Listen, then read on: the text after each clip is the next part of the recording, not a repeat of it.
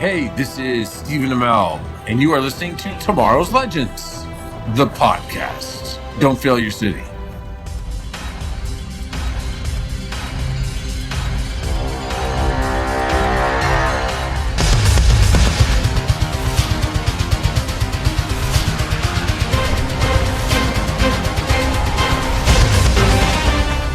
"30 years ago, one of the greatest animated series of all time went off the air. But now it's returning to our screens, and the mutants will rise again. X-Men 97 continues the story of Wolverine, Rogue, Storm, Cyclops, Jean Grey, and more as they try to move forward from the loss of their leader, Professor Charles Xavier. Join Havoc and Shadowcat on this new adventure as they bring you the stories of X-Men 97. This is Tomorrow's Legends. Welcome, fellow mutants, to X-Men 97, the week of surprises, I would say, as the story preview led to no inkling of seeing Professor X alive and well out in the universe somewhere with the possibility of his return. We will talk about it as I'm relying on my partner tonight to explain all that we saw. I am actually pretty dang confused, Havoc. And I know that the Flash doesn't exist here in this universe, but he might as well for the speed at which we are racing through things. I'm the head spinning and possibly whiplash having Shadowcat. So we're here for X-Men 97 Season 1, Episode 6, called Lifedeath Part 2. And this is Tomorrow's Legends, Episode 279, Shadowcat. Wow. That's crazy. We're getting up there, so us doing X-Men is helping ramp up that number higher and faster. Yes, it is. Yeah. You are now part of the legacy. Yes. And you know what I noticed listening to our opening intro? I mean, first of all, I love the music so much. I'm going to keep saying that. I didn't actually write in for Dan to say, when he's saying, continue the adventures of Rogue, Wolverine, blah, blah, he doesn't say Gambit. Did I just somehow predict the future without even knowing to not include Gambit in our opening credits? Oh, poor Gambit. Wow. Slipped out of that too. Yeah. You sure you didn't time travel and forget what you saw? I mean, obviously I forget if I did see it, but geez, that was crazy. Good thing I didn't leave Rogue out or something. I don't think you would. No. Yeah, I throw her in wherever I can. So let's get to a little bit of news. We interrupt this podcast for a special report. What you got this week? All right, just one note here. So just like with all the other Marvel Disney Plus shows, if you've been watching those, X-Men 97 will be getting an episode of Assembled, which is their making of documentary episodes that they do after all the shows to kind of show behind the scenes interviews of cast and crew. So X-Men 97 will be getting one. And if it's like the past episodes of Assembled, it'll air a week after the finale. So we should be expecting this episode to drop on Wednesday, May 22nd. That's pretty cool. So I love behind the scenes making of type of featurettes when it's about a show you really like. That's cool. Yes, I'm interested to see, especially since this is a revival of a 30-year-old show. We kind of get to see some of the talks of how they brought it back after so long. Yes, and then hopefully the voice actors are included in that and do some interviews and stuff. Yeah, I would assume so. They were in a lot of the pre-marketing, so I would think they'd get them involved with this. That would be cool. That'd be very, very cool. We got a little bit of pre-show feedback this week, so I'm going to just play something like this. You look nervous as a long-tailed cat in a room full of rocking chairs. There we go. So, Comic Geek Kev, one of our regular supporters, sent this in like back-to-back, and he said, I just found this still in my drafts folder. Damn it. Good day, X-Legends. I watched last week's episode in time to give feedback, but unfortunately I couldn't get my stuff together to actually send it. Suffice it to say, I agree with Havoc's opening statement about the episode, and I think I'll just leave it at that and just say, not every episode is going to be a winner. Moving on. And I think he must be referring to the Jubilee. Episode 4, I think. Yeah, because there's no way that's to last week's episode. Yeah. No way. So, yeah. So, just want to make sure we get it in there. So, if you guys do, you miss a week or 2 or 3 of sending in feedback and you want to talk about all of the previous episodes, go for it. Send us in feedback. We'll get it on the show no matter what. Now, something fun. I did put up a little Facebook poll because I was just kind of curious. We didn't get really a lot of responses, but I thought the couple that we got were actually kind of funny. I asked the question, who hates us for playing the rogue clip twice during last week's show? And you actually answered it. You said, yep. I did. Yeah. Because I didn't know it was coming either. He surprised me. There you go. X-Force answered, once was okay, but twice? And then Comic Geek Kev said 10,568,653 no's. So I don't know if that number has any significance to anything, but he said no way. I'm guessing he wanted to hear that clip over and over again because it just has all the feels. Who knows? All right, you are listening to one of the shows that are on the Cybercast Network. We've got Tomorrow's Legends, which is what you're listening to now, covering X-Men and the Tomorrow People currently. And we're awaiting Superman and Lois's return. Then you got Dive into DC with Silver Fox and Green Butterfly doing all your DC coverage. And then we got the Mandalore podcast doing Star Wars, and they're getting close to the end of Bad Batch Season 3 right now. 3 more episodes left over there, and man, is it ramped up to be insanely tense. Wow. Let's move on to our ratings and impressions for this episode 6 of X-Men. Like, what is it with guys and explosions anyway? All right.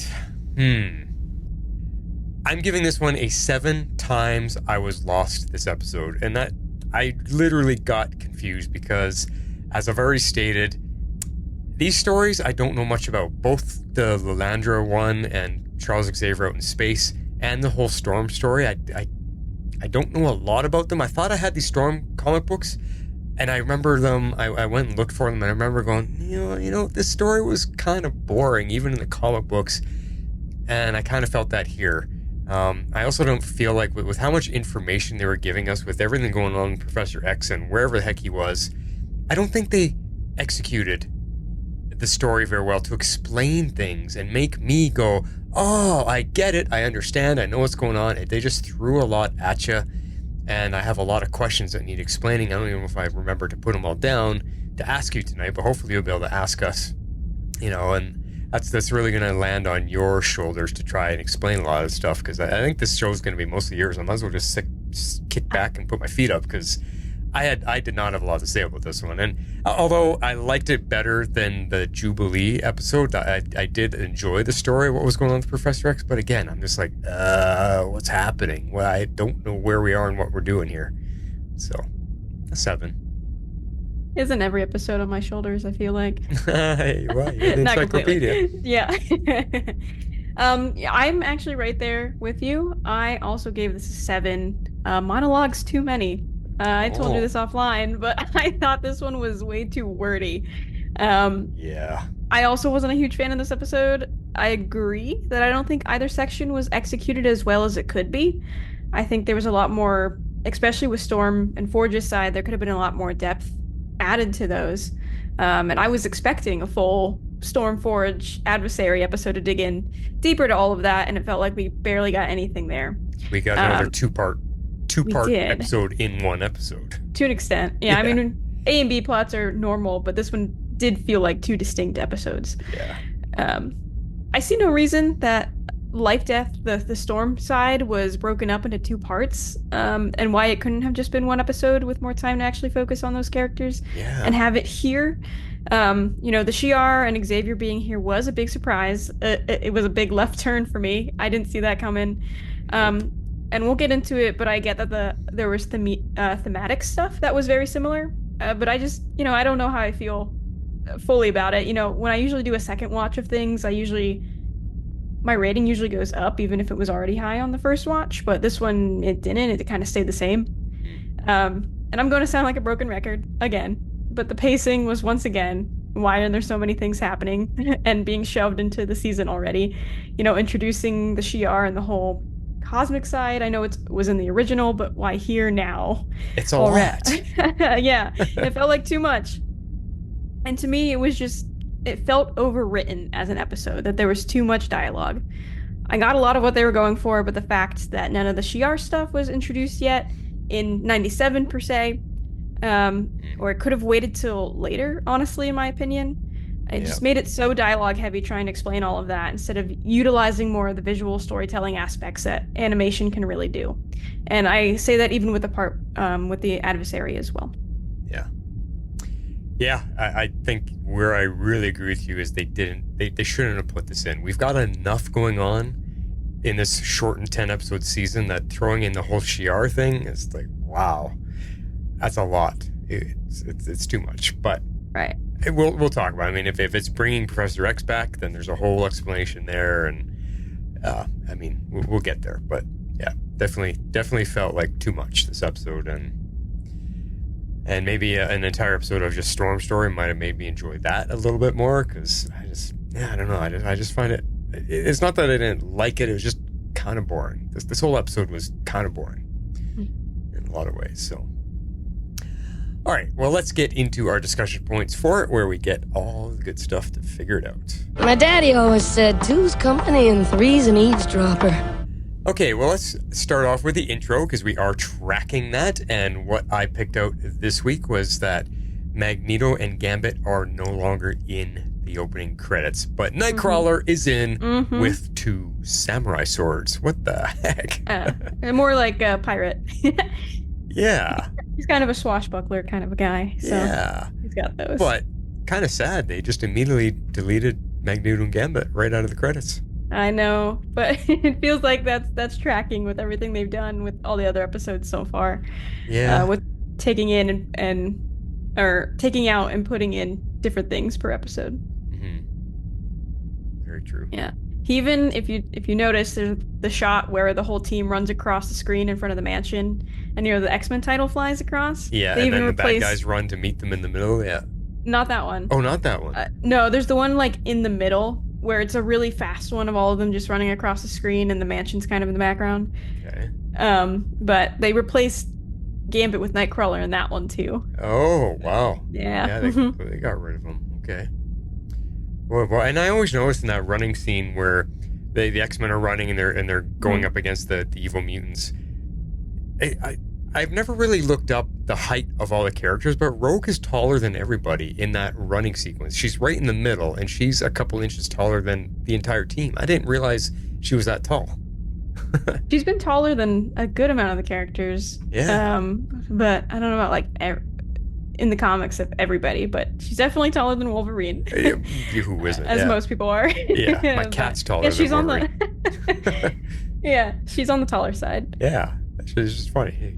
I mean, she also has big hair, so maybe that helps too. True. Yeah. That probably adds a couple inches. Probably.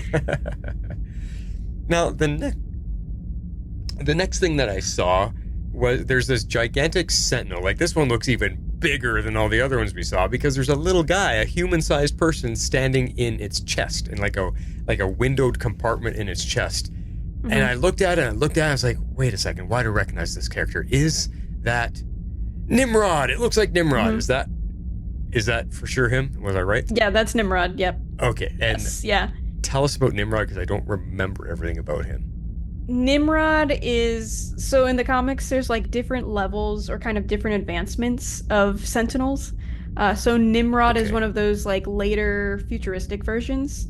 So he comes from the future, sort of like how Bishop does, and like comes back. Like Nimrod comes from a future timeline and tends to come back into the present a lot. They were in the original series. He did come back in one of the episodes where Bishop time travels as well, and they're kind of fighting Nimrod in the present. And I mentioned 2 weeks ago the character of Bastion, which is a version of Nimrod that kind of is a lot more humanoid. It's kind of a Master Mold plus Nimrod combination. Okay. So when I see Nimrod, though, I think of Ultron from the Avengers. Are there similarities between Nimrod and, because they're like ultra intelligent AIs in like robot bodies, right? Yeah, I would say. Obviously, this one's a little more focused on specifically hunting mutants, but as with most of the AIs and like the robots, they kind of turn against the humans and stuff a lot too. Right. So you get that, and then there is the second There's two with Nimrod, because there's a second scene with him getting blown up by Bishop, and then there's the alternate timeline versions of Storm and Wolverine, and this is from the original series episodes, One Man's Worth. So, that's in there too. There you go. Mm-hmm. We also see Forge, and I'm get you added in here, X Factor again, as well as a Cable and Apocalypse scene. So, are these the same scenes that we saw before, or they're newer versions? No, these are the same ones. I'm just kind of keeping a little bit of a note of when we see the same ones too. Okay. And then there's Professor and Lilandra, and they have like a kiss a smoochy scene. Yep. That's actually when they like first meet in person. They're like immediate romance. Yeah. Okay, cool. What else did you find in there? That's what I pulled out. What else did you see? Yeah. And then they have one with the fight on the moon with the Shi'ar Imperial Guard, and that's straight out of the Dark Phoenix Saga episodes. Right. Okay. Cool. And then, so heading into our actual episode discussion, I broke it again into two parts like last week just to keep it organized, since we said it's kind of like two distinct episodes. Yep. So there's everything Xavier and the Shi'ar, and then everything Storm and Forge. So I actually wanted to start with Storm and Forge because it felt like they had less story of the two. That's true. And then we'll jump everything into space, because that was all the like really new stuff that we had. So we'll end on that. Yeah, Professor X talked a lot, so he did get most of the screen time. Yes, yeah.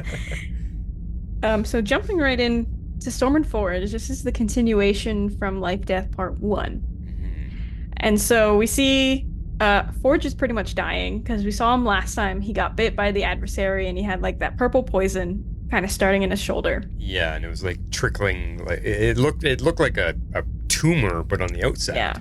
Yeah. Mm-hmm. So we kind of see that that bite is spreading to his heart. It's basically like a demonic poison that will eventually reach his heart. And Storm is trying to take care of him, but there's really not much right now she can do, since it's kind of a demonic wound. Can't really treat that with normal measures. Yes. And the adversary is there teasing them, kind of playing with their heads. The adversary's kind of playing like the devil on Storm's shoulder, almost like a character. That's a good way to put it. Kind of talking to her through, all the fears and insecurity stuff. And we see that the adversary shows her a vision where she gets stuck in a coffin. And so, we know that Storm has claustrophobia pretty bad, and it starts to act up here. And then it also shows her demonic versions of all the X-Men. So basically going through like a monologue of that she's afraid of living and not dying. She's afraid that the power she wielded was why she joined the X-Men, to turn her back on the full extent of her powers, and having this family was almost like a way of being normal even with the powers, and trying to live that lie. Those demonic versions of the X-Men were kind of freaky, because you don't want to see our favorite characters looking like that. It's hard to get their images out of your mind for a little while there, because you're like, oh my gosh. And you can imagine being Storm, like these are her best friends and her family, and they're talking to her looking like that. That'll traumatize anybody.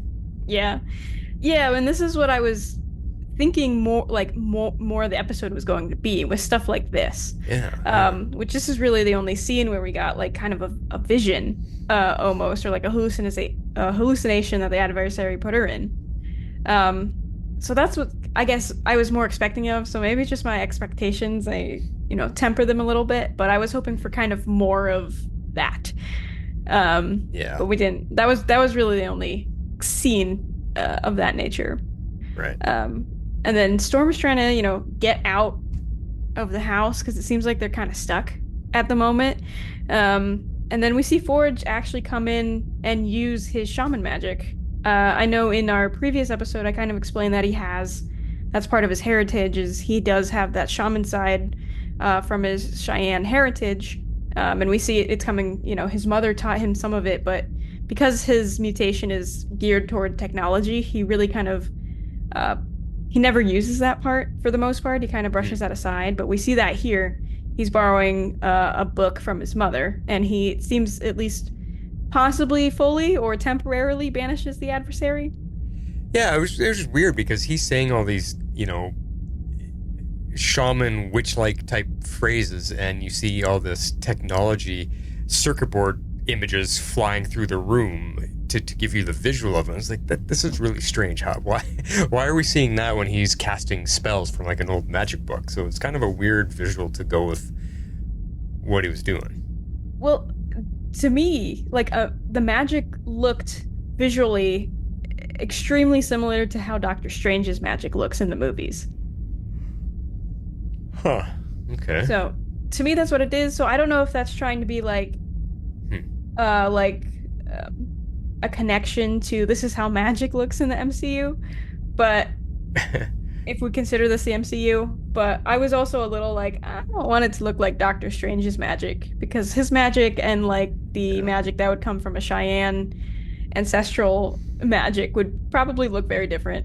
But that's what I thought immediately. I was like, that looks like Doctor Strange's magic. Okay.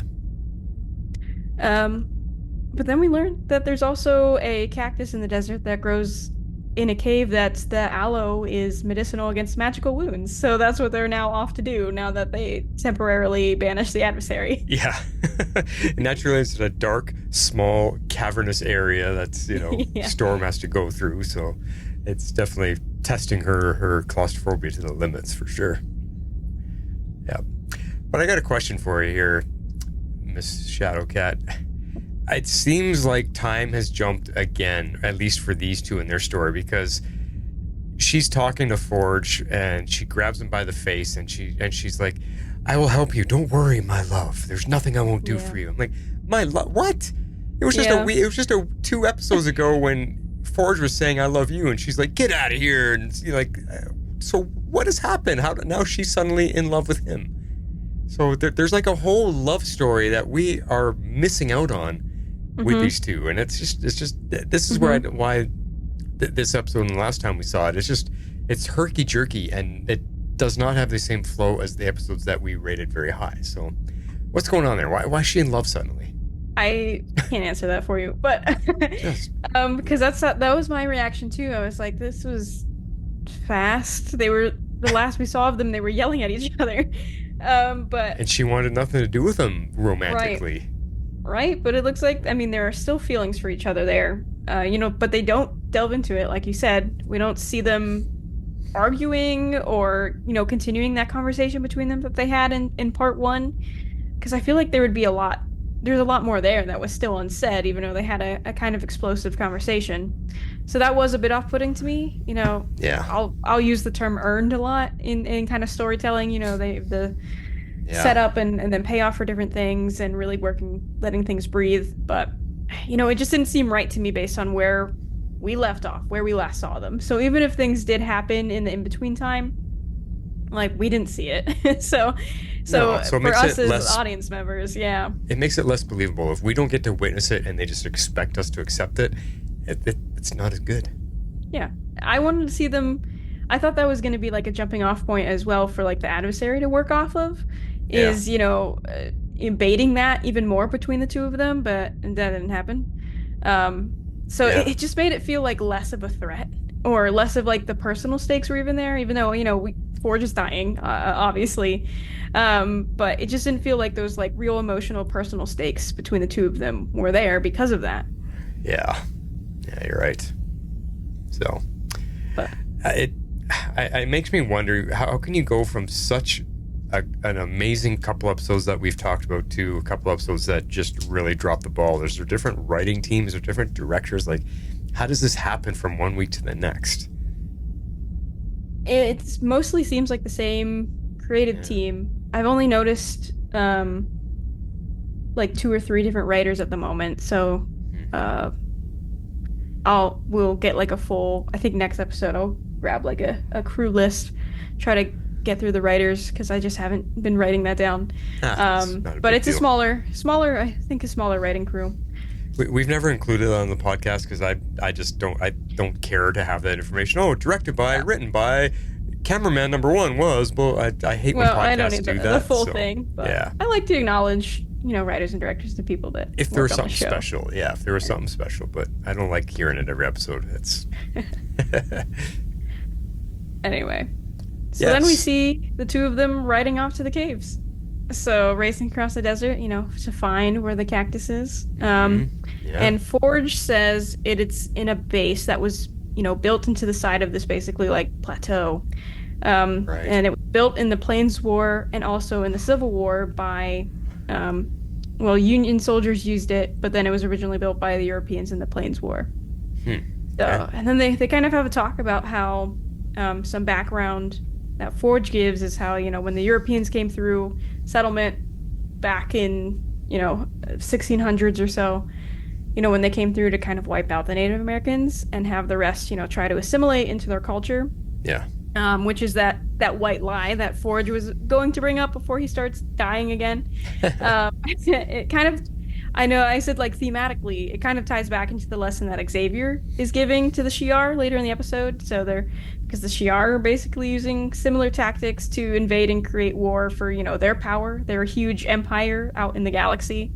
So there's, ties into this storyline about viewpoints, how they can functionally lead to real life things like war and genocide, considering we literally just saw a genocide on the show, versus humans and mutants, which is all things that we see play out in various forms in the different stories that are taking place in the show. Right. So thematically, I can see all of this, what they're doing, but I was just like so talking heavy. I was like, there's got to be a better way to show that. Yeah, show us a little bit. It doesn't have to be all talk, because it's when people start complaining about too much exposition. This was a very talky, heavy episode for sure, and being the fact that a lot of the story we don't even know anything about. Like it wasn't the most interesting topic to also be hearing so much about, because it's just like at least for me anyway, because I'm like I don't know any about this stuff. And I mean. It's a little more in, I live in America, so we have a little bit more of the probably history of that than in Canada, towards that. But also, like, I feel like with Forge's background, like, he was a soldier, but he also comes from, he knows the history of this. So I feel like the adversary could have brought up, like, a lot of that into, maybe like a fear hallucination or something, like going back into that history and tying into him as a soldier and, all of the regrets he was telling to Storm last time, because, he's a veteran, and a lot of his stuff comes from being, disenfranchised from that with his, disabilities, and also him trying to get resources through the government again. So I just feel like there was like more there that we really could have dived into, but we did not. Yeah, for sure. And then back to the story. So Storm starts to go into a conversation about how maybe she is better off as a human. Her gifts only seem to have doubled the hatred with all of the fights with the X-Men. But I just want to say you're not better off as a human, Storm. I don't think that way. Yeah, well, I mean, this is where she was really struggling with it, because at first she was so scared of losing her powers, and now she's really, in her mind, it's depression. She's depressed, and she's upset, and she's like, you know what, maybe this is the better way. I should just stay like this. So it was tough time for her. Right. And then this is where Forge discloses that the cacti is, in a mine shaft, crawl space area in the darkest corner, like you said, and Storm has to face her claustrophobia to go reach it. Yeah. Which is, I mean, it's a fight for his survival, but it's also a fight for her own mental survival. So right. It had a lot of symbolism for sure. But I got to ask you something. That this whole adversary, the demon thing, I got I got a very strong feeling that this thing was in her mind this time. It doesn't seem like it was actually physically there. It was all in her head. Yeah.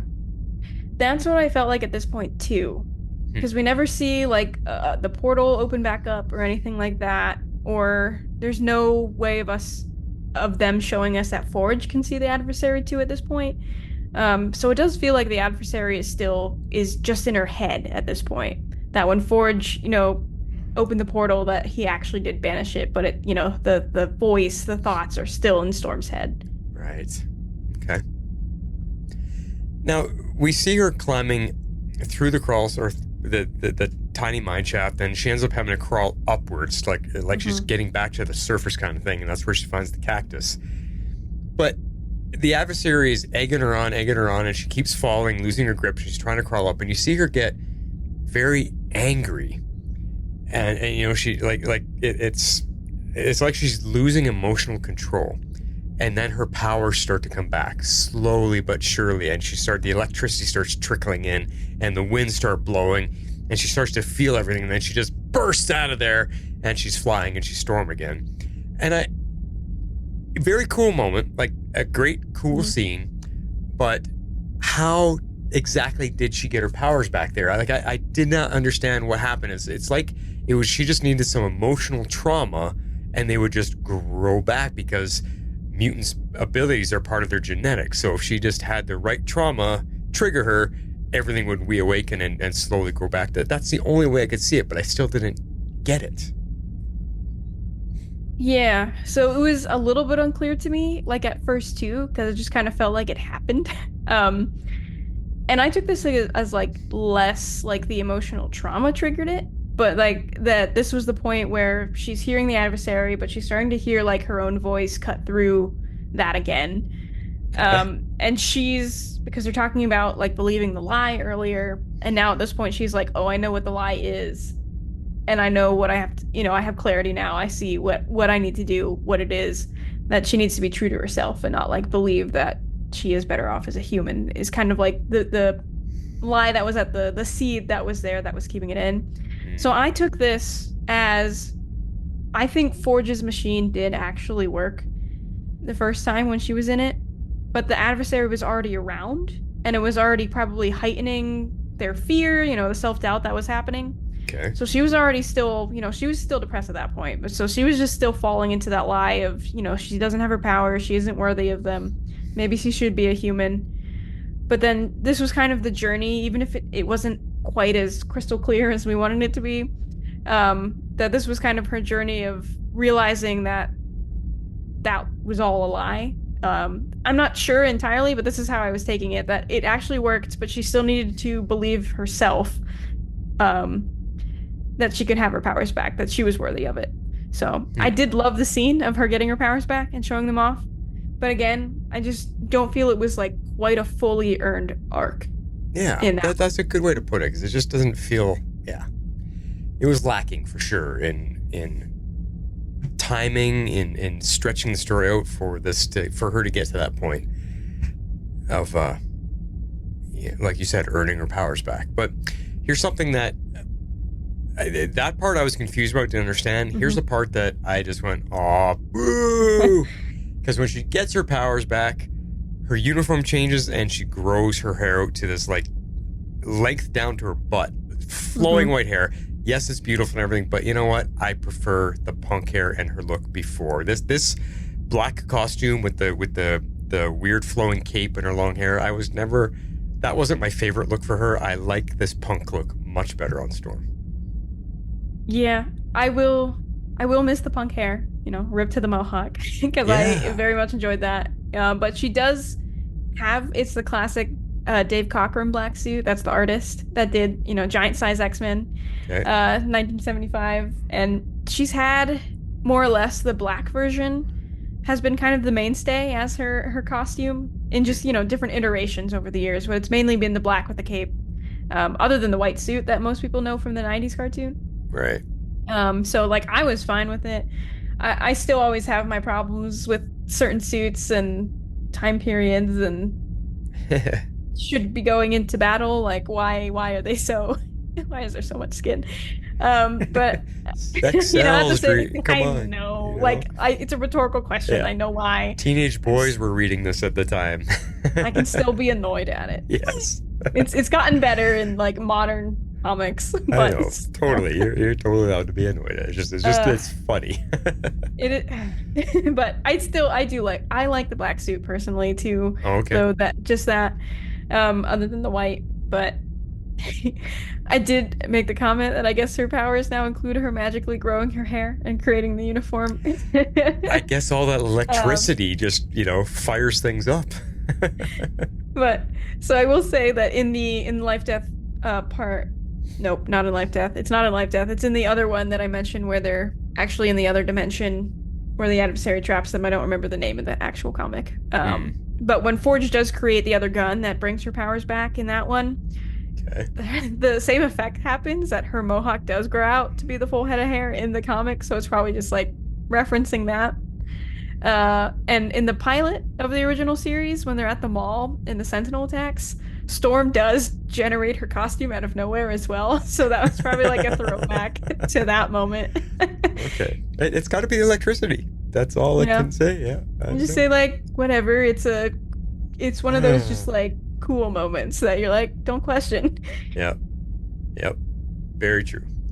But now she's got her powers back, and Storm's feeling like herself again. I mean, it was a cool moment, but yeah, and we will hear it later. So okay. Yeah. And then we get just one last scene with Storm and Forge. So I know I talked about speculating that they were potentially in another dimension in Life Death Part 1. Right. Because of the owl and Storm saying the winds are wrong here, and it just... Also, we didn't know what time had passed, so we were like, no, maybe they are in another dimension, but I don't think they are at this point. Or at least maybe they weren't once they banished the adversary. If they were in some other dimension, they're now back in reality. Back normal, yeah. Because, they turn on the TV and stuff, so they're not in another dimension. But Storm does make the aloe, and, Forge starts to heal. And then they turn on the TV, and they see the news of what happened to Genosha. Which is right in line with everything. Like, the timing is bang on. So I might agree with you. They were probably in another dimension for all of this happening, and now that she got her powers back and whatever, it got them back to normal, and they're back on regular time. We may never know. Because there's a lot that happened. If she's just witnessing Genosha now, it's like, okay, you guys went through a lot in the last couple of days. Yeah. Yeah, and just something I caught on the newscast when Trisha's speaking is that it says that some nations are refusing to allow mutants back to their home countries now that they're displaced by the attack. Oh. So I don't know if they're like actually going to do anything with that, but I think that was just an interesting tidbit for them to include on the newscast that, this is... Right. I mean, not only was there a ton of death and destruction, but like you have the realities of like now that Genosha isn't a country anymore, like what's going to happen to all the mutants that were there that did survive, like that were going to make that their home. So just something to think about in the background. Yeah, and true. They just say that this could be the start to the evolutionary war coming. So which will probably be a partial episode. Yeah, it'll probably be the 3-parter finale. Yeah. So. Well, I have the Evolutionary War comics, and they're like 64-page double-sized issue, Yeah, they're the giant-sized books. And end of the year issues, like December, and they had to do one for X-Men, for X-Factor, for New Mutants, like they all. But if they condense all of that to a single episode, man. There we go again. Yeah. But I guess like these are just my wrap-up thoughts. I know I've said a lot of them already, but I just felt that this part was anticlimactic to what I was expecting for there being a second part to Life Death. I was expecting a lot more of the adversary, especially considering how significant of a villain they are in the comics for Fall of the Mutants and how they had to defeat them with everyone having to sacrifice their lives, and they had another dimension magical being helping them and all of these things. So it just felt like Forge banishing them with one spell. Just I was like, is that it? Is that really it? So yeah, I do agree like with what Storm says at the end. She's talking about, what are demons if not reflections of our fears and shame, and then talking all about that until we finally heal our adversary by embracing it. So I really got a lot of the symbolism out of it, but embracing that fear to overcome it. But like I said again, it just didn't feel like we actually got a fully fleshed out arc to actually get to what happened. Right. It barely felt like Storm had to fight. We did get some moments, but it didn't feel like they were actually in a lot of danger. Like I didn't feel personally a lot of the stakes. You didn't feel like she was suffering for that long. Yeah. Now I don't obviously I don't want to see all my characters suffer endlessly for episodes, but yeah, but still. Thinking about the comics, it was a long stretch in the comics of her losing her powers to actually getting them back, and I thought they were going to pull on more of that. I thought she might have actually gone back to the team without her powers still. Because in the comics, she went punk after all this. We saw that, and she got really, really good to hand-to-hand fighting. And there's even an issue where she goes and challenges Cyclops for control of leading the X-Men. Yep. Without her powers, and she wins, and it's a great issue. She led the X-Men depowered for a while, and she grew in those leadership skills and fighting skills and in herself. And, in this episode, we got a lot of talk. And I really thought we were going to see Storm kind of do that, more relying on her own wit and other skills to fight the adversary. But I don't know. Right. That was it. That was just my expectations. So I've learned over the years I need to temper them sometimes. But well, especially the way this show is going, we're racing along at breakneck speeds. So maybe we have to try thinking of that. If we see a story coming, realize it's probably only going to be one episode. It's not going to stretch out. Yeah. Yes. Yeah. Cool. Well, are we ready to jump into space now with Professor X? I think so. Okay, cool. What's your opening thoughts for that? Opening thoughts. I called this Shi'ar Wars, and I crossed out Star Wars because it was like the same thing. Yeah. But yeah, it opens with a scene in space of the Kree and the Shi'ar, squadrons fighting each other. Yeah. And that was not something I was expecting to see as the opener to this episode. No, because you're thinking, wait a second, where are we? What's happening?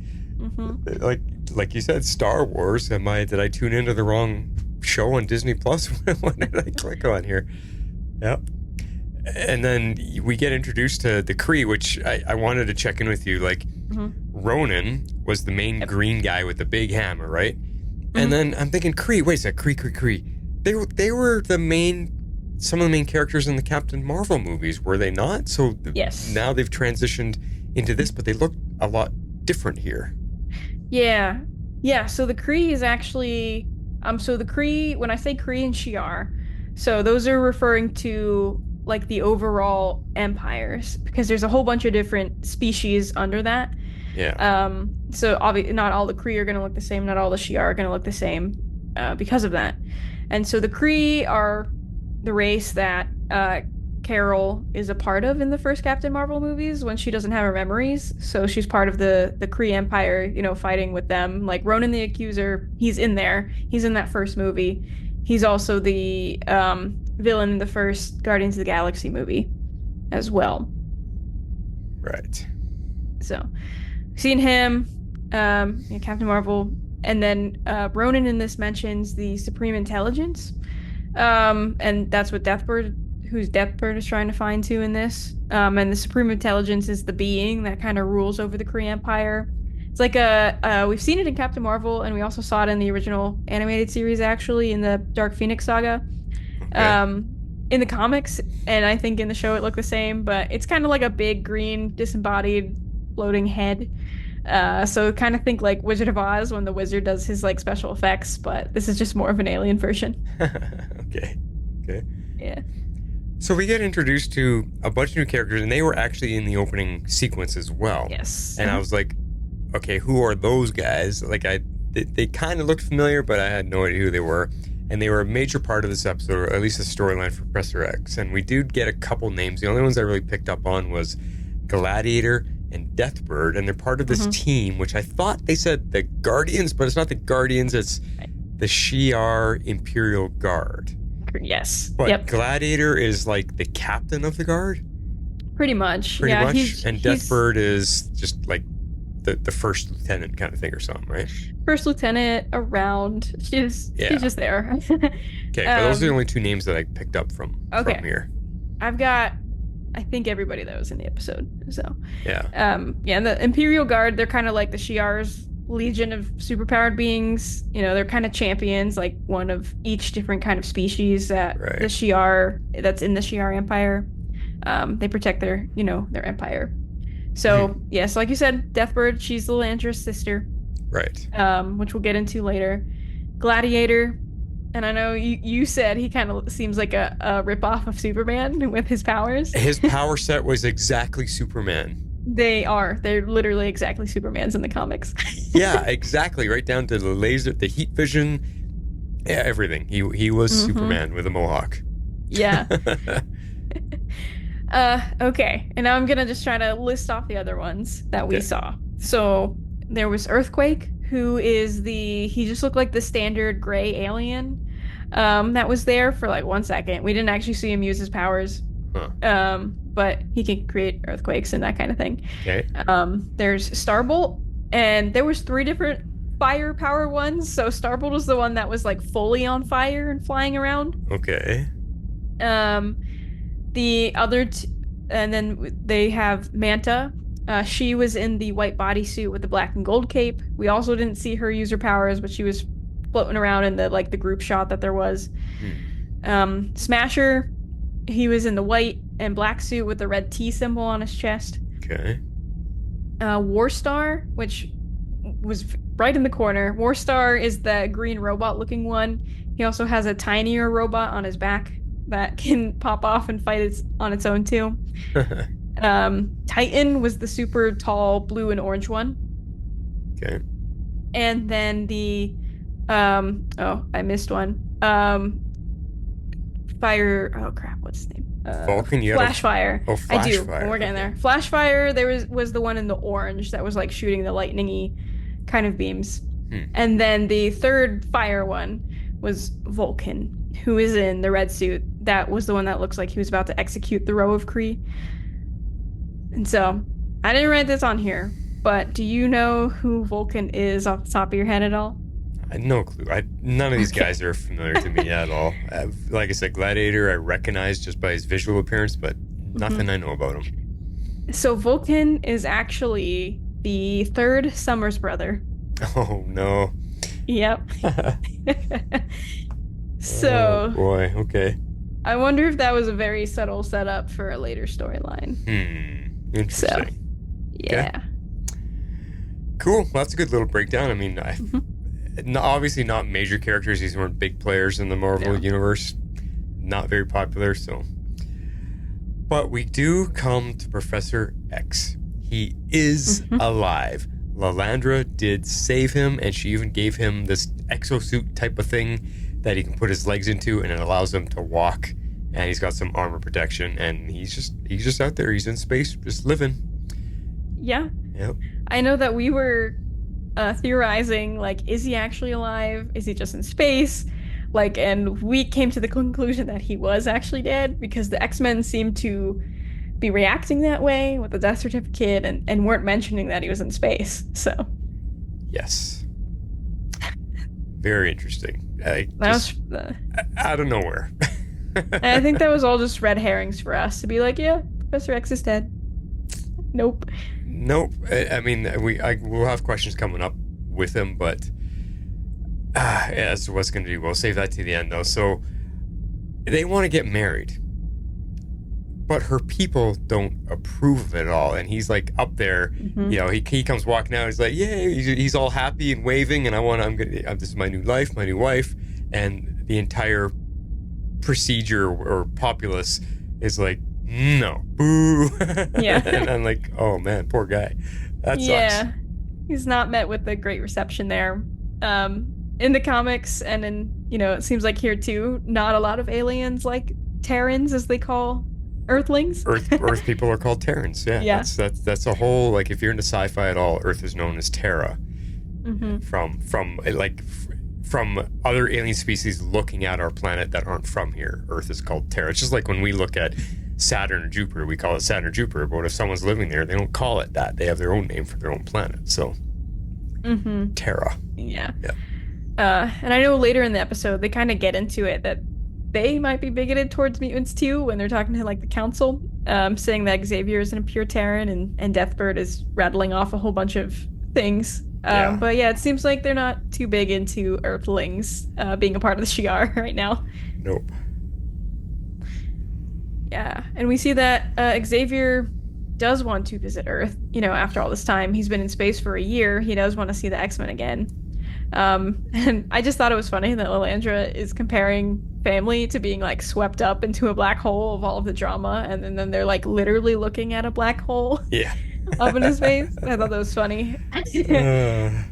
But okay, you got a lot of information here. Like, my notes were pretty sparse this week, but you filled in a lot here. So let's go into what you have about this whole Shi'ar empire. Yeah, because I just wanted to give some background to the Shi'ar for those who either have never seen the original series, have not read the comics, or just forget what happened in the original series. Because Forget obviously, is a good one for me. yeah, we come into this with, not knowing the Shi'ar. We're coming, no build up to the Shi'ar, and we're just there. So I feel like people who like have no idea or just like, who are these aliens and why is Professor X with them? So just, wanted to dive into that for those that may not remember. So the Shi'ar, they first enter the X-Men's lives when Lilandra, she's fleeing from the Shi'ar as kind of like a political rebel. Think like Princess Leia in Star Wars, kind of esque in the same way. She's essentially fleeing from her brother Deken, who at that time is the emperor of the Shi'ar. Right. And he's basically looking for her, trying to find her because she's, knows that she has plans to overthrow him, to fight back against the evil empire that he set up. And so she is fleeing through space. She's heading towards Earth, and she ends up reaching out to Xavier's mind because, as we see here, she does have some telepathic abilities as well. And she reaches out to Xavier, and it's through in the beginning, just kind of like weird dreams and visions that he's having, and he doesn't know where they're coming from. He thinks that like Lilandra's not real, and she doesn't know what's happening. But they kind of like end up falling in love in their head before they even meet first. It's kind of like a weird romantic link. And then eventually she does crash land to Earth at Muir Island when Xavier is there, and they meet. And we saw that scene in the opening of them kissing. That was basically their first time meeting ever, is that. But like very soon after, some of Deken's forces end up coming to Earth, and they capture Lilandra, and then Xavier orders the X-Men to go to space to rescue her and help fight Deken and against the Empire. And so at this point, this is when Jean has already become the Phoenix. So at this point, so she's like super powerful, and she is essentially the most powerful to stop Deken from using a thing that they mentioned called the Macran crystal, which is basically this crystal, like space crystal, that you can use to become unstoppable. And also Deken wanted to like trap the entire galaxy inside of it for some reason. I don't know why, because that would have destroyed it, but evil bad guy stuff. But they end up, X-Men being successful, Lilandra and the X-Men alongside the Starjammers, who are these space pirates who Cyclops' dad is a part of. They defeat Deken, and Lilandra takes the throne on the Shi'ar. And so from there, the Shi'ar are also involved in the Dark Phoenix saga. So they end up holding a trial for Jean Grey after she ends up devouring a star system as Dark Phoenix and kills a bunch of the residents of that solar system. And to try to save Jean and the X-Men, Xavier challenges Lilandra to a duel of honor through the Shi'ar code. And the X-Men battle the Imperial Guard on the moon, which we also saw in the opening intro for the Fate of Phoenix. That's when Jean Grey, sacrifices herself because the X-Men end up completely losing to the Imperial Guard. And then after all of that, it's Superman. Like if that guy's like Superman, what are the X-Men gonna do? Come on. Right. And then the last time that the Shi'ar involved mentioned is when Xavier does go off to space in that finale of the original series, when he's dying, and Lilandra and their technology is the only thing that can pretty much heal him. Right. So obviously it looked like that technology worked.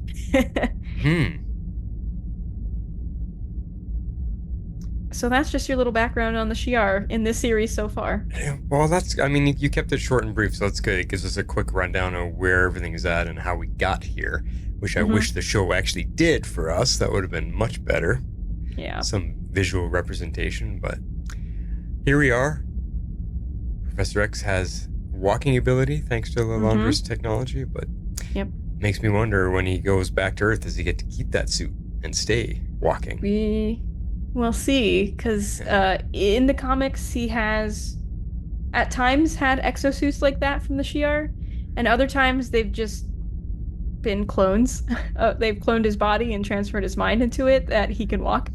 Oh. So that's what happened in the original Was they ended up just he couldn't save the body, but she just cloned. They just cloned him and changed it, put his mind into the new one.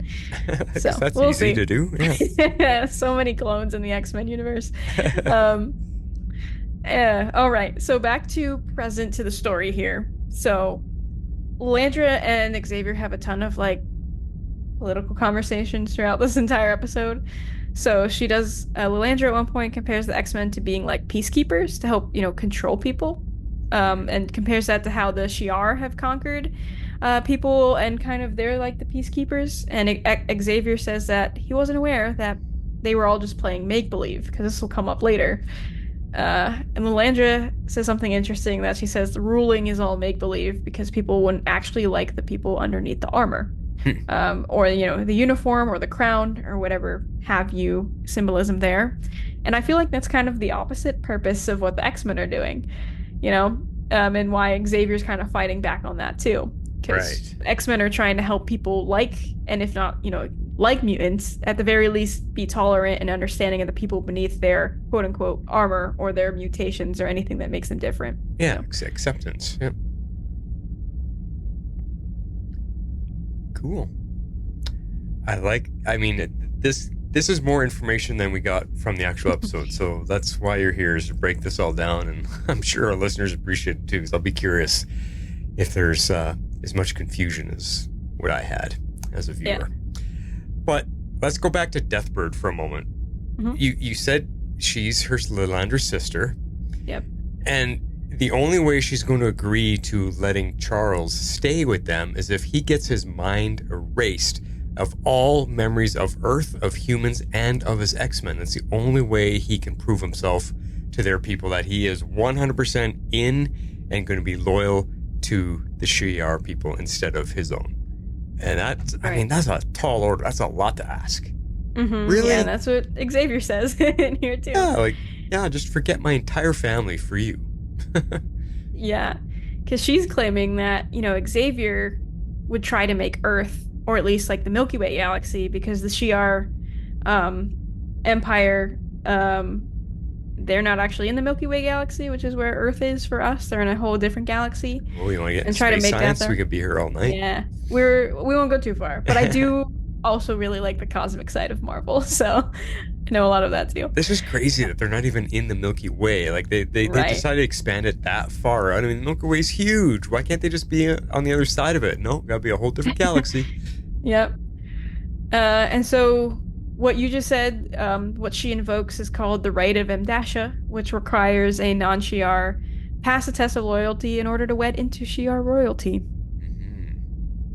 So then we end up getting another scene. It's Xavier looking at a statue that's there, and Gladiator comes in and explains what it is. And it's the statue of Shara and Kithri, which are two gods in the Shi'ar kind of pantheon that were enemies forced to wed to bring harmony to the universe.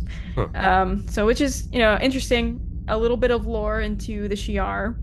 And it seems that the Shi'ar look down on art. They call it like a form of insanity and deviance. Yeah. So I'm like, okay, cool. Yep. It's kind of funny because I feel like some people in our world will say that about art too. In some roundabout way, yes. Yeah. And then Gladiator goes into saying that the Shi'ar have a core principle to bind various cultures into one for the sake of galactic peace and harmony. So he's basically talking about like colonialism and assimilation. So this erasing of cultures and people groups for the sake of a majority. It's a very heavy topic in this episode. I said it was kind of tied into Storms, with talking about the wars and all of that past stuff too. And now Xavier here, he's having to fight the urge to kind of assimilate into the Shi'ar to become their normal. Right. On the surface, it seems it would make their life easier, but then they wouldn't remember, who they actually are and, finding their power again, which is kind of at the core of this episode. Right. So, overall, that, to me, that's a great story arc to dive into. But again, it didn't feel, super well executed here. I'm going to say it again. It was so wordy. It was just, monologue after monologue. I know. Man. And then Gladiator says something about his idealism being also a sign of insanity, and then Xavier compares him to Magneto. So Yeah. it's kind of interesting, I think, just knowing what we know about Magneto at this point. And we see that Professor X initially has made the decision that he doesn't want to let go of his memories. He's not going to go through with this.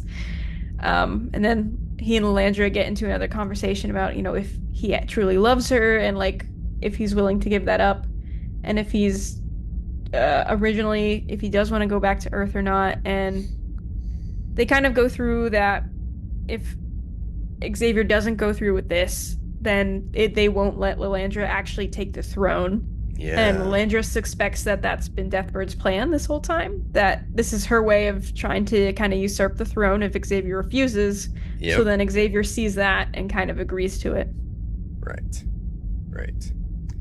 Yeah, that Deathbird is quite the manipulator. She wants to be in power and rule with her iron fist or whatever.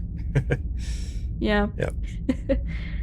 So then we see Xavier in front of this council to go through, the rite of Imdasha, and we see him saying yes to renouncing kind of Earth and then renouncing his memories as a human, but then he hesitates when they're asking if he renounces the X-Men. Yeah. And that's when he kind of hesitates. Mm-hmm. Yeah, I don't really want to do that. I can renounce Earth and humans, but not my family. Yeah. And so Deathbird is like, well, I told you he wouldn't go through with this, and she kind of tries for an act of sedition in this moment, and then attacks Lilandra and Xavier. Yeah. And it was not long after like those attacks and stuff when he actually is like, oh yeah, I should use my strongest ability. Like, what am I doing? Facepalm, duh. And he just claims control over everybody with his mind. And that part surprised me, because if you don't remember how powerful he is, I mean, he just took all of them into his mind dimension. I forget what he called it there, but he brought them all in. All of these aliens that are completely different, anatomy and anatomical makeup than we are, and he still can overpower them with his mind. And he plops them down in a classroom, and they're all sitting at school desks. And that's when I started laughing, because they looked hilarious sitting at these little kids' school desks. Yeah. Astral plane is what Astral plane, that's it, yep. And it is kind of funny, but when this happened, I was like, oh no, that's so cheesy. But it makes sense for Xavier's character. Yeah. But like him just standing there like eating an apple in front of the class, I was like, no. But yeah. But he's a teacher. He's used to He is a teacher, right? So. Which I think was like a double meaning to both his, when he says I'm going to use my power, he's forgetting who he is. It's both like his psychic ability, but I think also his, power as an educator too. I think it was both on that. Yes. He hadn't been a professor, quote unquote, for like a year since he's been in space. So, and then he goes into another big monologue about, power and colonialism again, and more about assimilation. Claiming that the Shi'ar Empire is a theocracy, and they've been cutting off younger cultures so that they wouldn't, because they're fearful of them standing against the Empire. So, Akari, who is the advisor, the one that was mostly in white, he talks about, might is right as being an Earthling phrase. And, that's another lie that sells wars, that some people have to become less in order for others to be more. Right. And then we kind of circle back to that make-believe quote that Lilandra had earlier, that everyone's playing make-believe in a world that we have rules that we just made up at one point. Or someone in power made up at one point, and we just decided that that's the only way to live. Right. Which is kind of, we are kind of playing make-believe in this world, I will say that. And then Xavier I really like this part when he's talking about how the universe is very old and we are very young, being built out of stardust and all of that. And he then drops the Children of the Atom line, which is one of the X-Men taglines. Yes, I was like, that feels so familiar. What is he referring to? And that's what they used to tag on to the X-Men to describe, their power sets in a sense. Like as a group of people, they're children of the atom. Yep.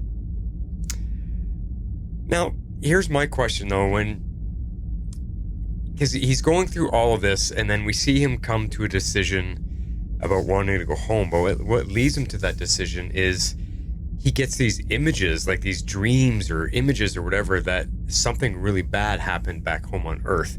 And he gets he sees his entire team, and they all turn to skeletons, and then he sees this gigantic version of Gambit. And Gambit turns to a skeleton, and he seems to suddenly acknowledge and realize what has happened.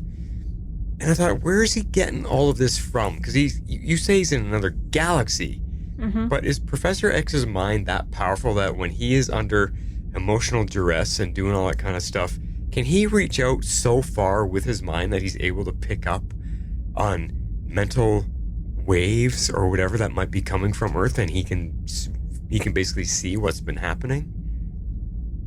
So this was still something that I'm not like entirely sure of a clear explanation. I did mention earlier, like when he and Lilandra were first in contact, like she was still out in space but sending messages to Xavier back and forth. So there does seem to be some amount of reach that you can get into. Yeah. But she was I'm pretty sure, in the Milky Way galaxy at that point, near Earth. So that's not nearly as far as he is now. But that's insane if you think about it. I know. I know. So like, if it was just like so strong of a psychic event of like all the minds on Genosha, like panicking, and he's more attuned to like mutant minds, with like Cerebro and all of that. But so if it was just so strong that he like felt like an imprint of it across the galaxy, and I'm sure like even with him being away, he's probably always in the back of his mind somewhere connected to the X-Men, at least a little bit. Okay. So like it could be that, but he's just like so powerful, and it was so like emotional and strong of an event on Earth that he's feeling like the psychic like ripples of it happening. Could he also be the strength of his mind? Maybe he doesn't have to reach across all that time and distance. Maybe he can mentally somehow open some type of mental portal or mental dimension that allows him to connect to Earth as if it's right there, like walking through a mirror. You know, maybe he can do that. Yeah. Because that would be easier to believe, that he can open some type of mental portal to reach then across another galaxy. Like that's insane. Right. That's just too far-fetched. Yeah, I would say that like Xavier is a very powerful telepath, but like not that powerful to like reach across galaxies. Like he can't do that. No. I don't think he's ever done that in the comics. No, because then he'd be reaching out to other alien species and just it's just too much. Yeah. Yeah. I know that in the E for Extinction storyline, so that's the comic book storyline where the Genosian genocide happens. He's psychically watching everything on Genosha happen through Cerebro. He's able to kind of tap in, and he says a very similar line in the show to what he said in the comics. He kind of sees it and starts freaking out, and he was like, but they were happy, like they were all drinking, they were making love, and like all of this, and then they all die. And he says almost the exact same line in the comic. So I just know that like that was a pull from that when he's seeing that happen. Do you have like a question, because he sees the Gambit, the giant Gambit that kind of turned into a skeleton. Yeah. But he didn't see him like Magneto or anything that references Magneto there, especially when they were just talking about him in an earlier scene. It's a good question and a hard one to answer, because they took Magneto out of the credits, and yet we never saw his body. We didn't see a burial. We didn't see anything. And I'm still holding on to a thread of possibility that maybe he survived somewhere, and they'll put him back in the credits when he shows up again. Because here again, why didn't Xavier see him? Maybe he's not dead. I don't know. But I was also wondering what would Professor X do if he finds out Magneto's dead as well? Because he's kind of like an adoptive brother almost. Yeah, they're very close friends. Yes. We've seen that. So it would be interesting. Yeah. But, you know, this is the thing. He kind of like gets broken out of the astral plane because of this vision. And he decides, like, no matter what, like, he's risking his marriage with Lilandra. He's risking the throne, I guess, of the Shi'ar at this point. But he says he needs to return to Earth. He needs to go see his X-Men. Yeah. So, to you, do you think we'll see him immediately in the next episode? Or do you think he'll come back in the 3-part finale. Yeah, I don't think he'll be there next episode. I think it's probably he's got to convince Lilandra, he's got to work it out with him, and he's got to make his way home. So I think that'll take a little while. He won't be instantly back there. He'll probably show up in time when they're maybe struggling with something, and he shows up and it gives them the boost that they need to win whatever battle they're in. Yeah. Something I could like also see it potentially if he does show back alive on Earth, because there's been such a big thing about his death and having his death bring mutants closer. It could turn the opposite direction and be like, you lied about Xavier being dead, or everyone's or they learn the existence of aliens, and mutants and aliens are in contact, and all of this. Ooh, that could happen. That could backfire too. Totally could. Yeah, you're right. So we'll see what's coming with that. So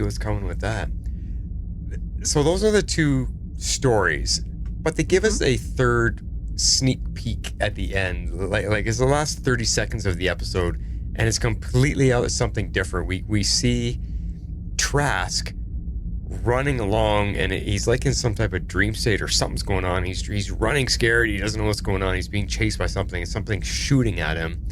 And then you hear Sinister's voice saying, basically giving us the answers, telling us that Sinister took Trask's DNA to gain control of the Master Mold and then create that gigantic Tri-Sentinel to attack Genosha. And he's basically like, this is just the beginning of my plan. Genosha's only the beginning, and wait to see what else I got coming. Ha ha ha ha. And he's all maniacal and crazy. So that really was quite an info dump in a matter of seconds. Yeah. Yeah, so a couple thoughts here, obviously. Okay. One, I just mentioned earlier, but in the E for Extinction storyline, so it's not Bolivar Trask's, DNA that's used, because at this point, he has been dead in the comics for a while. But it is a relative of Trask, Donald Trask, that's used to access the Master Mold. So that was kind of pulled from that too. Trask does sound a bit remorseful here for what happened on Genosha, because he's like, please kill me for what happened to Genosha. So you're right. There's to an extent there. And in the comics, his character, he actually comes around on mutants in the X-Men. Really? Yeah. He kind of finally realizes that, they were actually trying to fight for humans too through all of this, and they just wanted to live. But he gets killed pretty soon after he kind of turns around.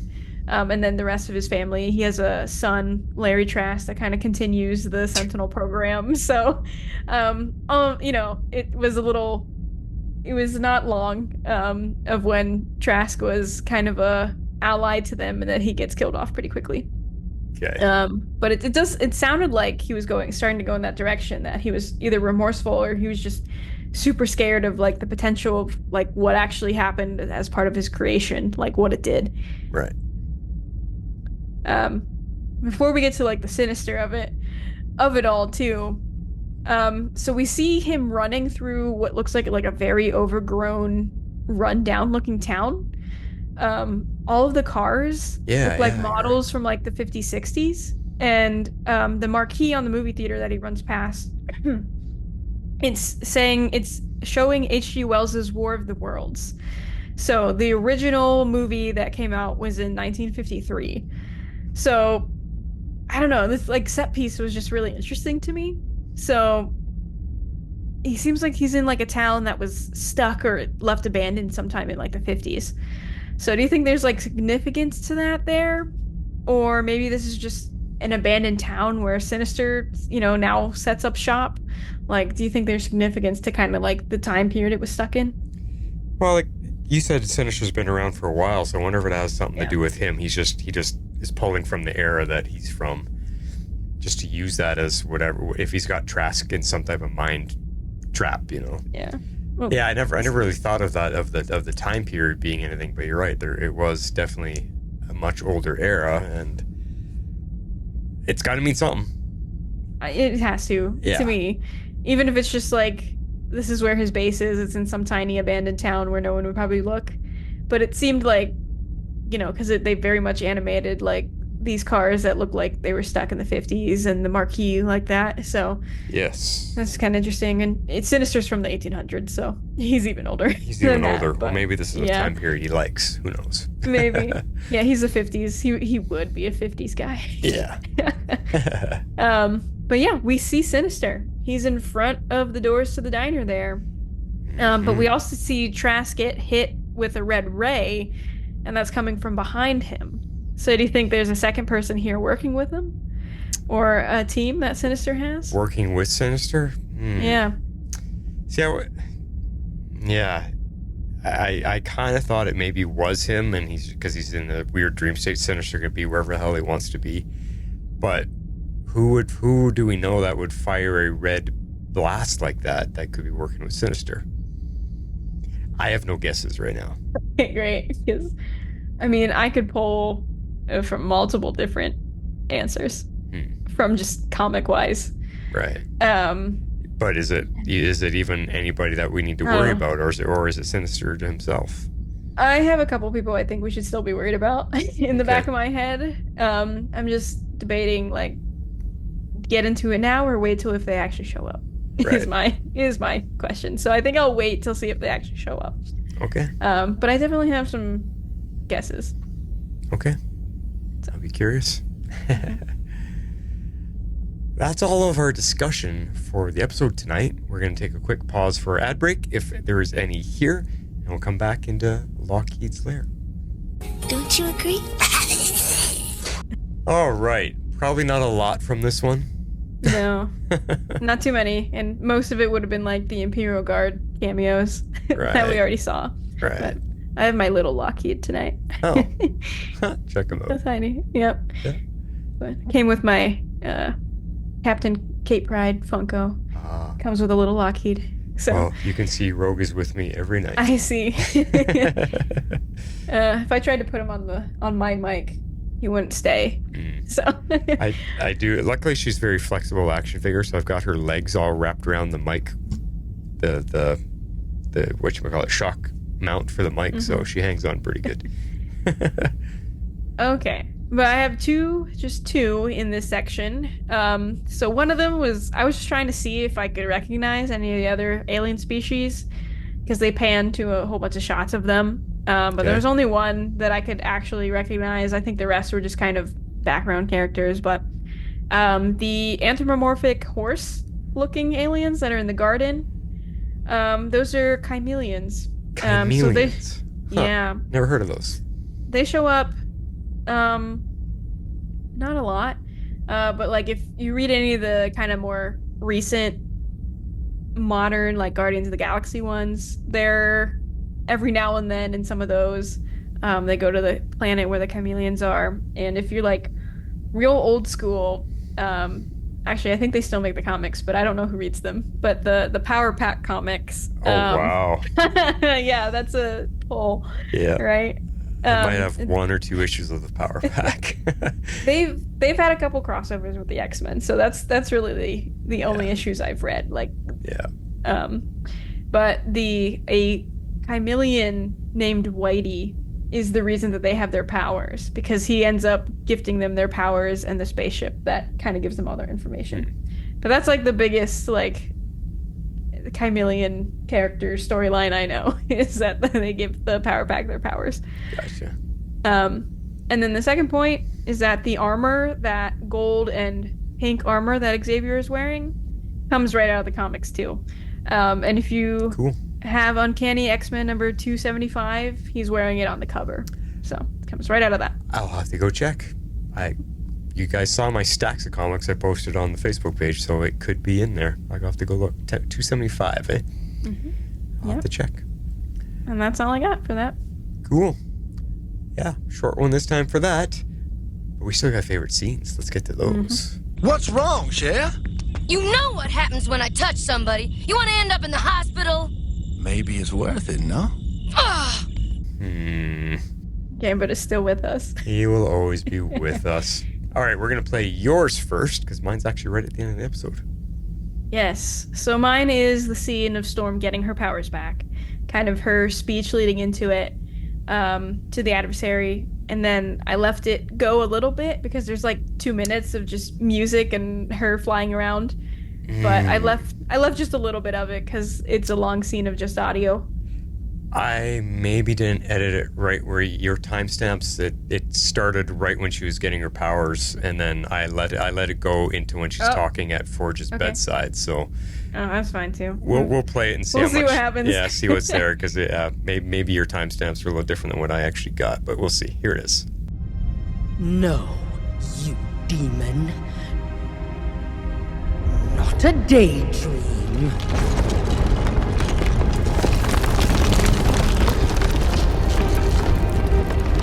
The Executioner's neutralizer was not the only weapon tamping down my gifts. There was that lie, and I believed it. Be warned. Be smart. Believe the lie. Deny your power. Play dead, or humanity will thunder down upon you and your kind. You all are an echo of who I am.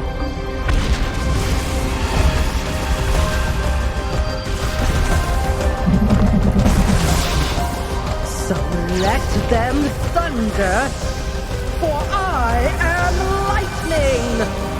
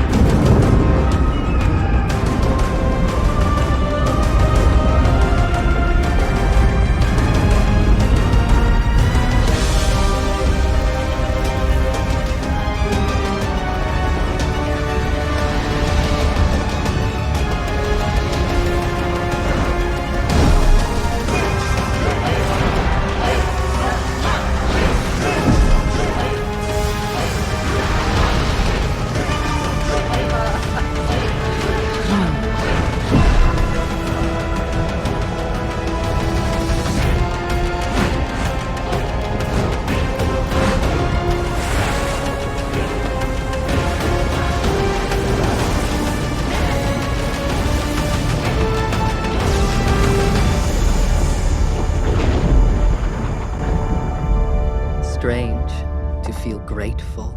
Towards the demon? What are demons but reflections of our fears and shame?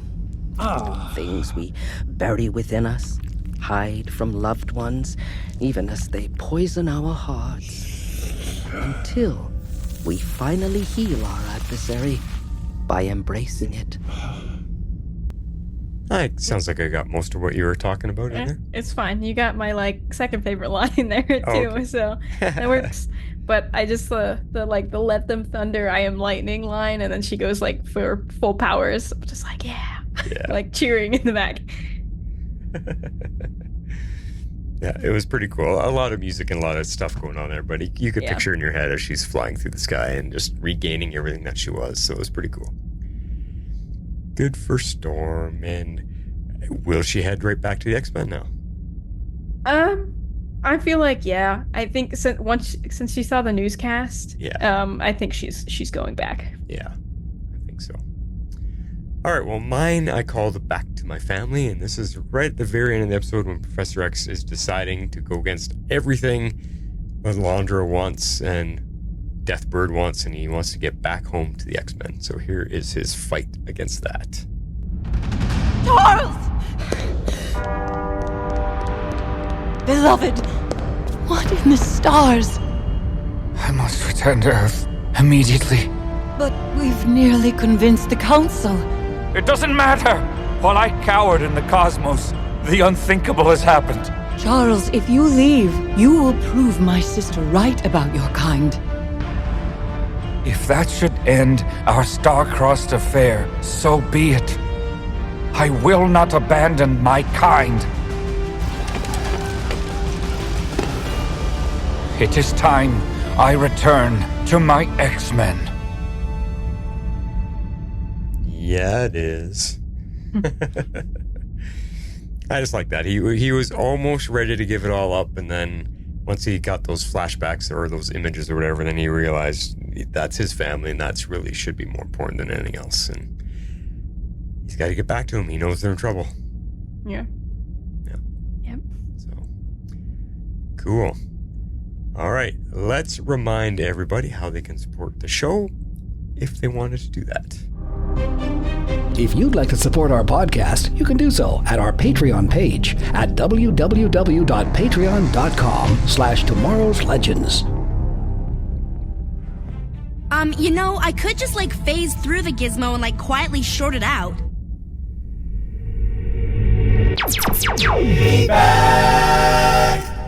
Yes, it is feedback time, and I'm going to read this email that we got from Comic Geek Kev, and he says, "Hi, is that XLers or Xlers? XLers, I think. XLers. You'll have to tell us how that's pronounced. He's always trying to give us a name." I wanted to take a quick moment just to say how much I appreciate the obvious work and effort that you all put into the podcasts. I read the X-Men all through the 80s and 90s, and I do remember a lot of the big moments, characters, but the depths that Shadowcat goes into is really helpful to me to bring me back up to speed. And Havoc sort of fills the role of that person who knows some things about the source material, but not all the details. It really works as a podcast. Well, thanks, man. Thank you. Yep. Yeah, it's exactly how I run Mandalore. She's the encyclopedia. I'm the passionate fan that just love this stuff. But it's interesting what the show covers, because I do know some of it. I'm like, oh my god, I know all of this. Yes, I remember. And then a lot of it's like this week is like, that one went over me because I like you, Comic Geek Kev. I only read in the 80s and 90s, and then I stopped. So there's a lot of stories I missed between then and now. Yeah. So. Well, and I just scream every time I watch an episode going, that's from that, and that's connecting to that. So I'm glad it works for you. When I listened to the last episode regarding episode 5, I wanted to make sure I wasn't interrupted or distracted, so I was on a long walk. I also listened at double speed because I listened to way too many podcasts. That's so funny. I hear so many people say they listen on 1.5 times speed or 2 times speed, and I tried it, and I can't do it. I can't listen to my people talking in higher pitched squealy voices or it's just, I don't know, for some reason I cannot do it. I just need regular speed. Interesting. But when you were getting to the point of talking about the last scene, I slowed it down to be normal so I could really hear it. It still hit me like a brick. It was just unbelievably well done, and I had already watched the last few minutes of the show several times. He's talking all about Rogue and how that all ended. And I feel you, man. I'm there with you. So how do you follow up an episode like the last one? With one that's not nearly as good, but certainly not bad. Honestly, any comparisons seem unfair. And scuttlebutt on the internet, yes, I know it's the internet, is that there are even better episodes coming up. Caught a couple of changes to the opening credits, including Nimrod, Lilandra, and the Imperial Guard. Still no Storm, no Gambit, but Nightcrawler and Cable are in there. I really hope we see more of this Nightcrawler. This is a great version. The Storm story was fine. I don't understand how her full hair and old costume showed up. Maybe I missed something. But it got us where we need to be. Aurora going back to the team. Although I do think that we could have done without the depowered Storm story if they were going to leave so much out of it. Yeah. And like I think we all assumed, Charles is alive and off-world with Lilandra. I figured we'd see them eventually, but I didn't expect the Imperial Guard right off the bat. The professor using his mental powers to bring everyone to class and calling them out on their Imperial BS was a great scene. The way he found out about Genosha was kind of cool. No one had sent him a message, he just knew and was willing to give up Lilandra to be back with his found family. Oh, and Sinister is back, and we see Trask.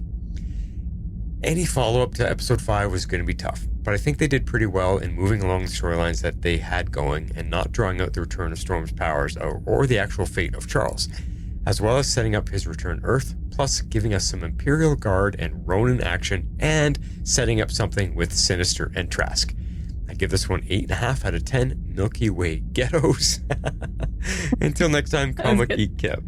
Yeah, it's funny how the Shi'ar were just ripping into the Milky Way, how we're so, just Neanderthals compared to the rest of the universe. I feel like that's how, a lot of, in sci-fi, a lot of alien races and things look at like Earth, they're like, we're always like a backwater planet. Because we're not as evolved as they are. Yep. So funny. Good thoughts though, Comic Kev. You were all in the same wavelength for sure this week. Yeah, it looked like he liked it a little bit more than we did though. Yeah, maybe a little bit more, but a lot of things he said were ringing true with what I was saying. So good stuff. Next up is X-Force 11.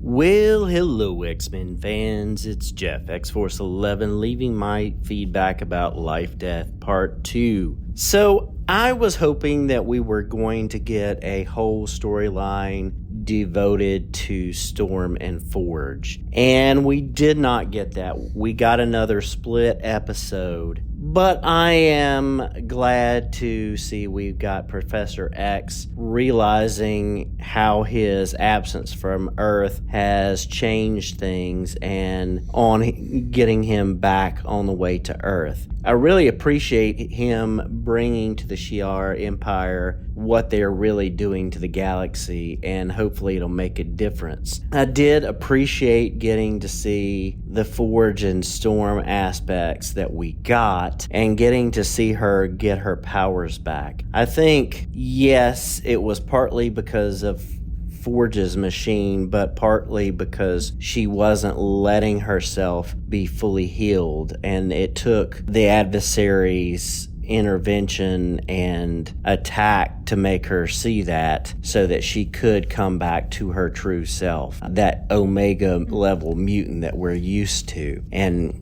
we need it in this reality right now. An interesting episode, and I'm glad we got a little bit of a break. We are reminded of last week's episode, but it was good to take a little bit of a break after that and look at some other issues that we are doing in this universe. And I appreciate that, although, again, I just wish that we didn't have to rush things, that we could extend the storylines out a little bit more. All right, those are my thoughts. X-Force is out. Exactly what we're saying. Like, why so fast? I mean, you only got 10 episodes. Just, you don't have to squeeze everything in so much. You got 2 more seasons now. Maybe they'll slow it down next season. Yeah, he seems to be there too, and thinking that Forge's machine did work, and that this was just Storm needing to have that like internal push of believing in herself again to get the powers. Which could be what the whole story is about. This is all in Storm's head. It's just her fighting herself to get back to where she should be. Mm-hmm. Yeah. Last up is JJJ. Hey, X-Maniacs. J. Jonah Jameson here, telling you like it is about X-Men 97's episode, Lifedeath Part 2. Don't have a lot of prepared comments, so I'm just going to come with some thoughts that were on the top of my head after watching. The absolute first thing I wanted to talk about, which was an incredibly exhilarating scene. It sort of reminded me of the first flight scene that we saw in Man of Steel, and that was sort of the goosebump, spine-tingling moment when Aurora Monroe realizes her true powers and the fact that she has them back and transformed back into the OG Storm that we all know and love. That suit is freaking awesome, by the way. And like I said, it just sort of like reminded me of the first time that Superman emerged from his, not necessarily Fortress of Solitude, but basically the Genesis Chamber, and took his first flight. Just the exhilaration from that scene, it sort of matched the exhilaration that we felt watching Storm fly again. I thought it was really incredibly well done. Yeah. The other thing that I really liked about this episode was obviously it gave us an opportunity to sort of see and feel what Storm is all about in terms of like baseline what she is, and she is freaking a hero. She's the goddess of the elements, and it was just really nice to see her get back to that. Sort of like it was also fantastic to see Professor Xavier get back to what he's all about, and that's being a professor, being a teacher, being someone who instills those lessons in folks, and sort of taking the members of the Shi'ar Empire to basically school on the astral plane. I just thought that was so in character for him, and it was just a fantastic moment to see on screen. The other thing I wanted to talk about, and I hear so many folks talking about Gambit and how he might come back. Now, full disclosure, I think I've already said it before, I think his death should stick. Ultimately, I feel like narratively it tells such a powerful story. I don't want to see it reversed, but I have heard people talk about particularly how Professor X sees Gambit on the astral plane essentially as a vision of death. I've heard people talk about that maybe he will come back as one of the four horsemen, the horsemen of death with Apocalypse. And while I do not necessarily want to see Gambit come back, I do and must admit that prospect is intriguing. It would be a great story to tell, and it wouldn't be so much about Gambit coming back, but it would be about how this incarnation of Gambit impacts the narrative for X-Men 97 going forward, if that does indeed happen. And I must admit, I would be kind of sort of excited to see that. Well, those are my thoughts and feelings about X-Men 97, the show. They have been knocking this thing out of the box since the very beginning, and I can't freaking wait to see what's next. Anyway, this has been J. Jonah Jameson telling it like it is. Somebody give me a picture of that freaking wall-crawling menace. I got a page 1 to do. Always fun with the sign-offs. Well, there's a fan that really enjoyed this episode. Yeah, I get. I mean, maybe that's good that they're all enjoying it a little more than we did. I know I have my personal preferences for storylines, so yeah, and we all do. And he really he loves Storm's outfit, so that's just different there. I like the punk hair. He's with me there too. But he did bring up one of the theories that I could see happening is one of those. So he brought up the potential of Gambit coming back as Death, as one of the four horsemen. And I do see that because of particularly how they showed it in Xavier's vision, with him being like Walking Death, the big skeleton. And he was Death at one point in the comics as one of the four horsemen. So there is potential there. And I do say, one, there's more credence because we've had the scene in the intro with Cable and Apocalypse already. And those intro scenes have been kind of heralding things that we've seen in the show so far. And Cable story is tied to Apocalypse in a lot of ways. Mr. Sinister's story is tied to Apocalypse in a lot of ways. So there's credence there. So I could see that, but do we need, we have Trask, we have Gyrick, we have all the Sentinels. We have potentially Nimrod. We have Deathbird. We have Sinister. We have all of these people. Do we need Apocalypse right now? I say no. Do not bring in Age of Apocalypse for a 1-episode run. No. That needs to be a season-long arc. But I mean, that could, if we do that, that could be setting up for something in a season 2. If we do bring Apocalypse back in. Because we've had quite a bit of Apocalypse in the original already, so he's probably still out there somewhere. He always comes back, no matter what they do to try to get rid of him. He's just always around. Yeah. And I will put one more name out there as a potential. I know I've talked about Bastion being a potential. The other name, and I won't mention anything about who this is, but if we see someone named Strife show up in the next episode or so, that is also a potential for someone to show up. Okay. So I'll just put that there. If you know. You know. All right. If you guys would like to join the show and get in some feedback for the last few episodes of X-Men, listen to this. If you would like to be a part of the show, you can send in your feedback to Tomorrow's Legends Podcast @gmail.com. You can also reach us on Twitter @Tomorrow's Legends. We'd love you to join our Facebook page at facebook.com/groups/Tomorrow's Legends and become part of the community. So I was thinking, this probably could have been part of the discussion for the news section, but did you see that Marvel's Fantastic Four movie, they just casted a female as the Silver Surfer. Silver Surfer. Yeah, I saw that. I did see that. That's a switch. That's never happened before. So what do you think of that? Well, there is a female Silver Surfer in the comics, so I will say that well, is a I've thing. never seen her. Okay. But not as much as there being like the male Silver Surfer. Yeah. But I think that'd be really interesting. The actress, I can't remember her name off the top of my head, but I have seen her in a lot of other things, and she's really good. So I think she could be a really interesting Silver Surfer. I think they just want to put a nice looking lady in a tight silver suit. That'll get more fans in the suits, right? Back to the annoying sex sales thing, but yeah. It makes me think of Star Trek Voyager with 7 of 9, right? In her tight gray spacesuit. So yeah. But I'm interested to everything I know about that movie so far. I mean, we have the cast of the 4 of them. What do you think of the then Silver casting? Like Surfer. Pedro Pascal as Mr. Fantastic. Who would have thought of that? I think that's course correction for who Mr. Fantastic is as a character in the comics, because he's kind of an arrogant jerk in the comics. Okay. Yeah, So because I think- he's the smartest man on Earth, pretty much. Yeah. So, And, Pedro can play that, but I feel like casting Pedro as him is because he's known for mostly his like very charismatic roles. So I feel like that's maybe like a little bit of a course correction for people who are like maybe don't know Mr. Fantastic that much, and this will be their first experience with the character.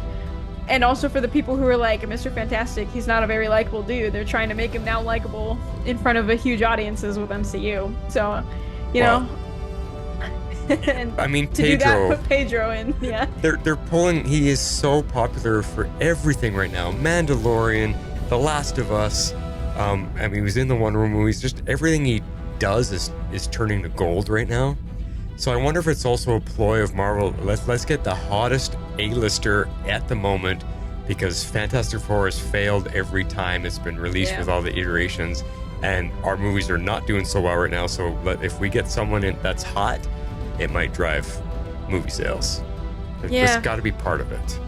I know he's a great actor, but I think that is. And I know we talked previously about like X-Men cast. Like I'm hoping for some like lesser known people to get into the roles, not all A-listers. Yeah. So, but I think like for Fantastic Four, because even though at one point that was like one of their biggest books, like X-Men were, like for a lot of people now, like nobody knows who they are. Like they're kind of, especially since all of their movies have not been great.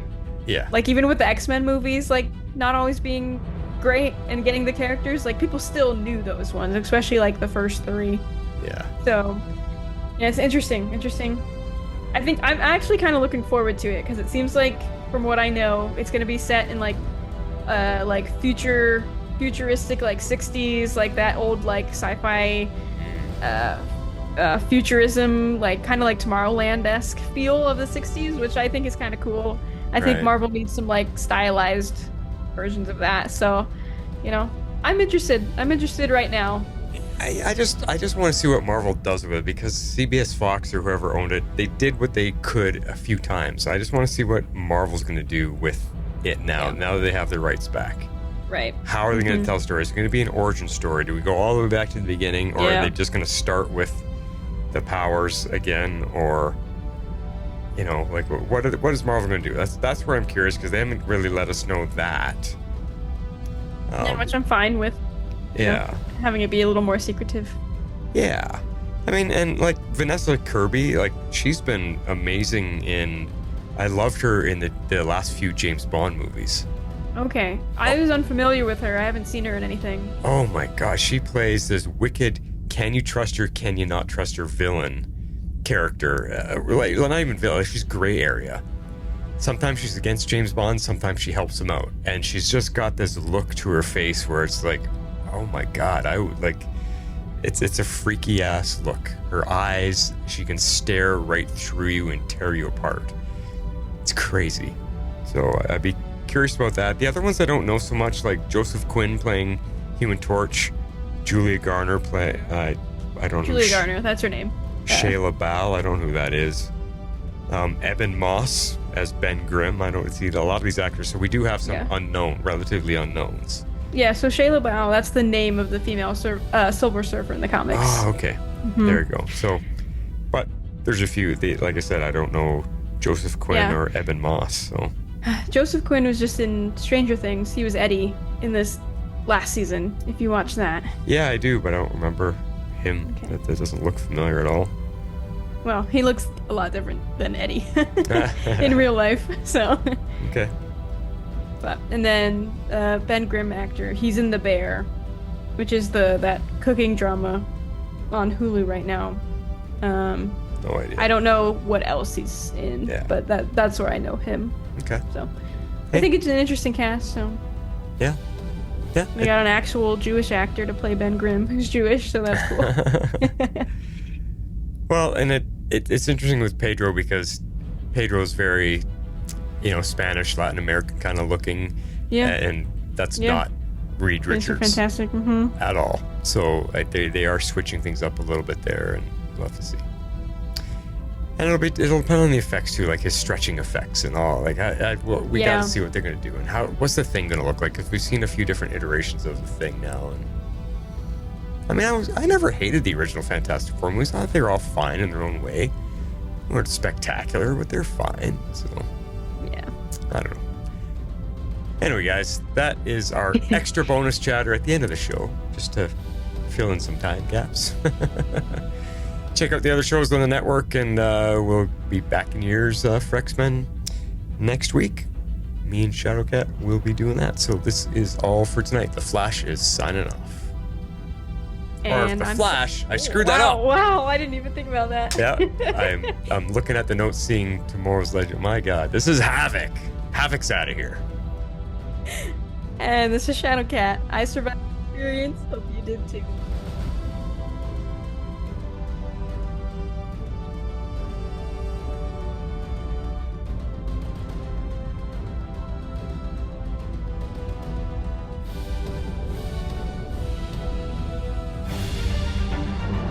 Tomorrow's Legends is not affiliated with CBS, Warner Brothers, HBO, or the CW. We're a fan-made podcast for entertainment purposes only and are part of the Cybercast Network.